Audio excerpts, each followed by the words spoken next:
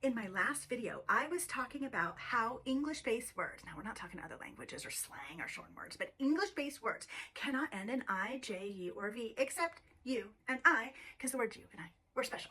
So there are things we have to do in the English language to account for that, so we're not ending, especially in those vowel sounds. So these are some of the diphthongs you might normally see in words, like A-U, O-U, and O-I. Those kind of sounds are fine. Those spellings are found in the beginning or middle of words. But since we can't end an English-based word in a U or an I, except you and I, then we have to have these endings. So we use A-W instead of A-U, we use O-W instead of O-U, and then O-Y instead of O-I for oi. So we use these at the end of a word with some extra little rules in here. An L, N, or a K after it is a little bit of the exception.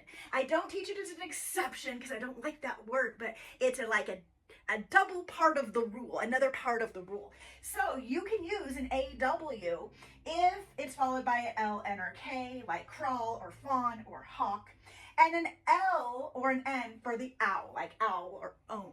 So there are a couple of those extra rules, but generally speaking, a way to really help your learners and get you 95% of the way there is we can't end an English-based word in a U or I, so we have to have some of those endings that ends in a W or a Y to help it out.